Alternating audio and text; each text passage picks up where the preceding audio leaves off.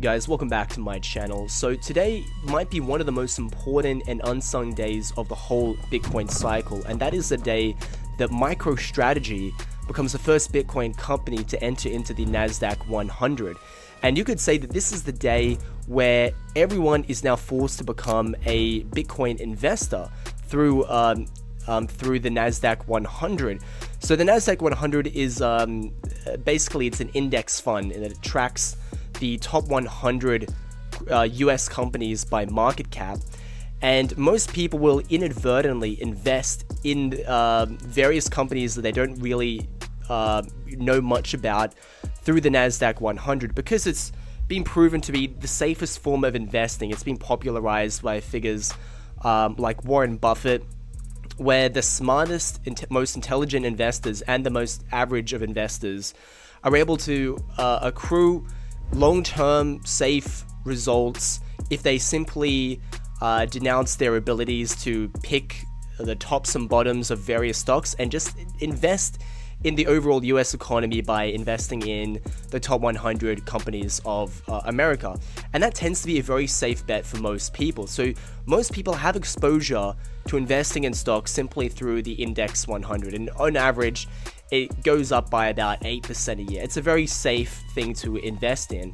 And now with MicroStrategy getting into this spot, people are eventually going to be exposed to Bitcoin because of the Nasdaq 100 essentially being forced to buy MicroStrategy because it's now part of this elite grouping of companies.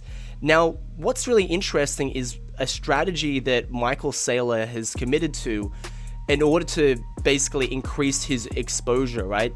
So Michael Saylor is very focused on Bitcoin. He's, the MicroStrategy stock is not supposed to be a replacement for Bitcoin, but I want you to have a look at what his strategy is, and I'm going to break it down in a moment. So have a look at this. So what did you do last week with the treasury operations? You were able to generate a Bitcoin yield of 2.55%, or over almost 10,000 Bitcoin to shareholders using an arbitrage.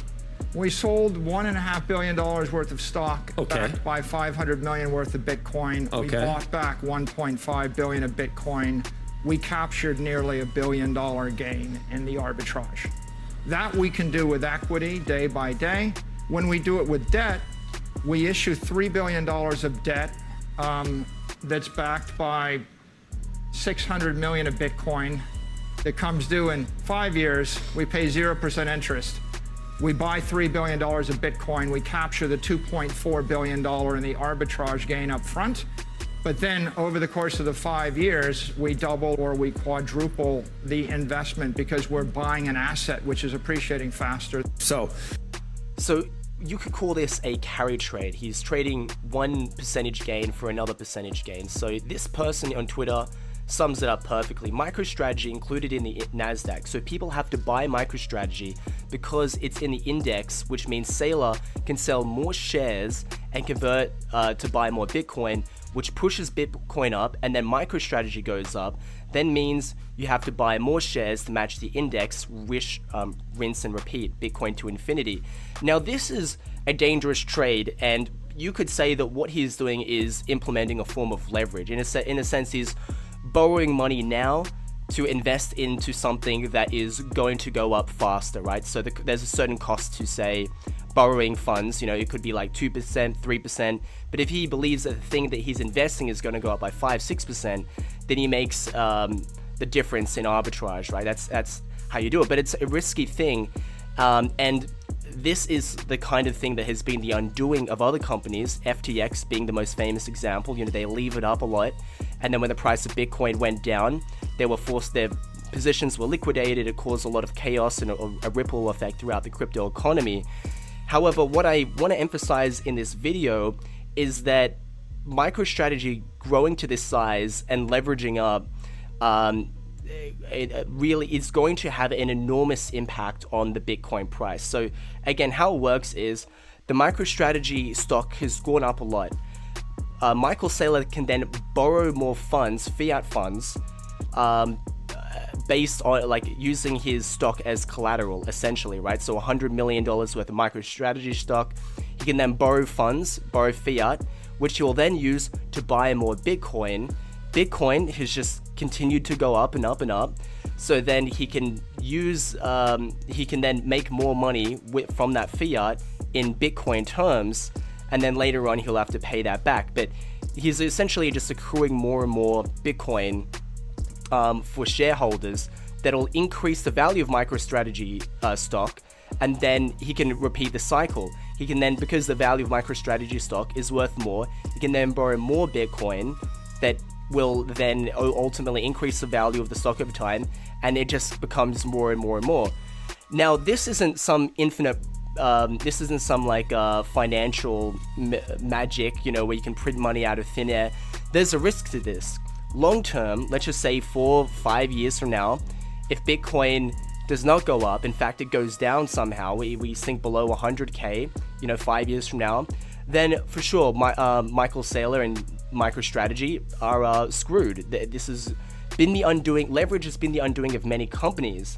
However, if you're of the belief that Bitcoin is in a permanent bull run, and that doesn't mean to say that we're not going to have corrections, we aren't going to have dips, but if you simply zoom out on the chart since 2008, when Bitcoin was essentially founded, you'll see that Bitcoin has only ever gone up, and the macro reasons why are in place. We've got a fiat currency that is infinitely going down. It's never going to gain value, and anything that is a replacement for this that can actually hold value, things like gold or Bitcoin, are only going to continue going up in value. So he's got an orb, a vision into the future about what's going to happen. What's going to happen is very clear. The fiat currency is just going to continue to go down. Anything that holds value is just going to go up by fiat terms. So it makes sense to borrow something that is going to go down in value to buy something that's going to go up in value, right? So he can see this. There is a risk because, he has to eventually pay this money back. But the understanding is that as long as Bitcoin continues to go up, he can essentially print money out of thin air.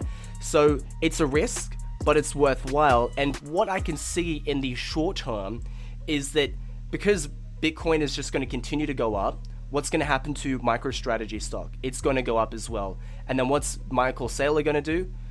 He's just going to borrow against that stock, buy more Bitcoin, push the price of Bitcoin up further, buy more Bitcoin based on MicroStrategy stock, and it's going to become a loop. And he can't do this forever. Again, he has to pay that back. But in the short to medium term, the more Bitcoin goes up, the more of a parabola that can occur. Because of MicroStrategy and all these other institutions that are going to be buying on leverage.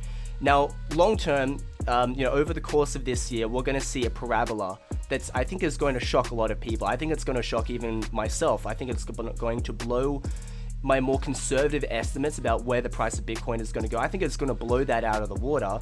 Not financial advice. And I'm not going to dramatically increase my risk more than is necessary.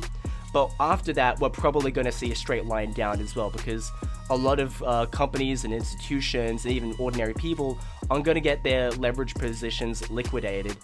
Long-term, MicroStrategy is going to be fine because they're taking these long-term loans, I believe, and with low interest rates.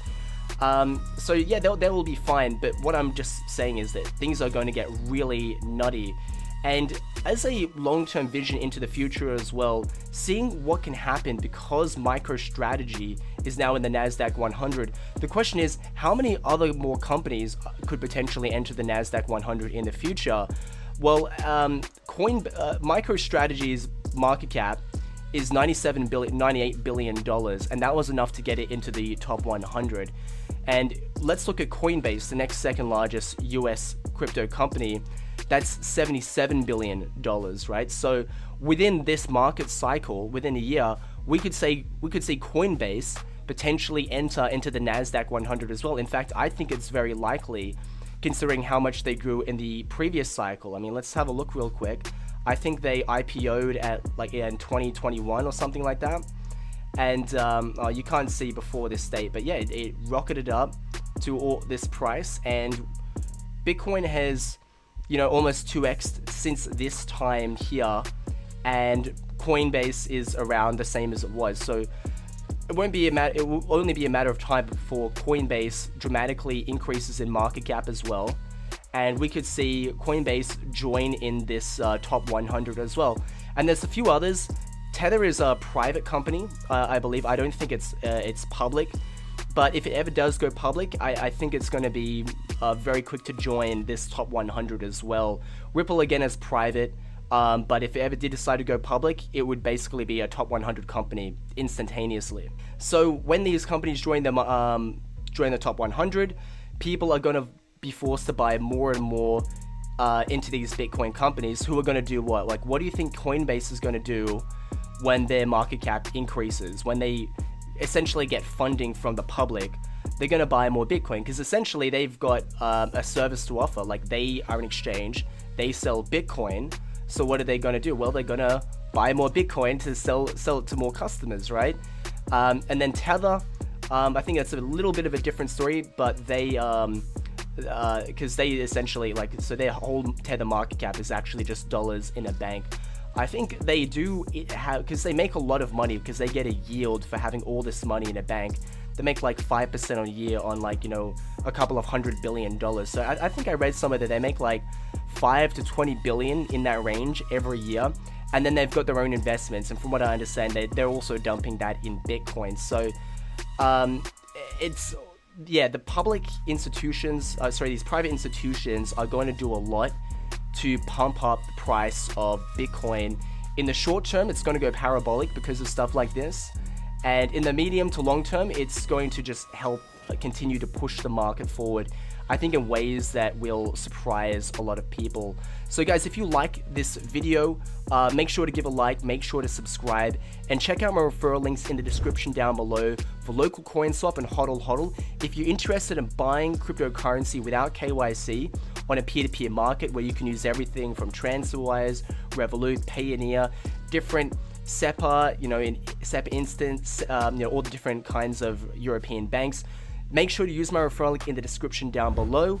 And if you want to do the same but with Monero, you can use my same referral link for BitPapa, which is the last peer-to-peer exchange that accepts Monero. So make sure to check that out, and I'll see you next time.